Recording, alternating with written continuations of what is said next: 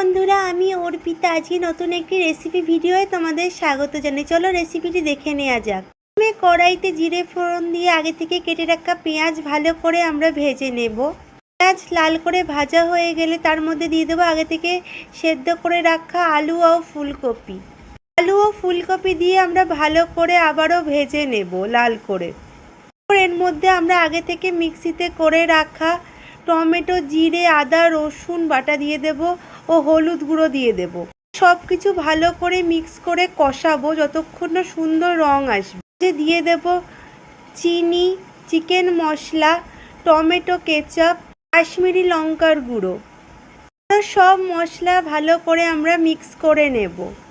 ততক্ষণ আমরা কষাবো যতক্ষণ না আলু ফুলকপি থেকে তেল বেরিয়ে আসছে। এর মধ্যে অ্যাড করব স্বাদ অনুযায়ী নুন দিয়ে ভালো করে আমরা মিক্স করে নেব আবারও। এরপর আমরা গ্রেভি তৈরি করার জন্য কর্নফ্লাওয়ারে গোলা গরম জল দিয়ে দেব এবং গ্রেভি তৈরি করে নেব। ফুটে উঠলে ঢাকা দিয়ে আমরা 10 থেকে 15 মিনিট সেদ্ধ করব যাতে আলু ফুলকপি খুব ভালোভাবে সিদ্ধ হয়ে যায়। এরপর ঢাকনা খুলে আমরা গরম মশলা, ঘি ছড়িয়ে নামিয়ে নেব। হলেই তৈরি হয়ে যাবে খুব সহজ পদ্ধতিতে আলু ফুলকপির ডালনা। করছি বন্ধুরা, তোমাদের আজকের ভিডিওটি খুব ভালো লেগেছে। যদি ভালো লাগে লাইক, শেয়ার ও সাবস্ক্রাইব করে পাশে থাকার অনুরোধ রইল।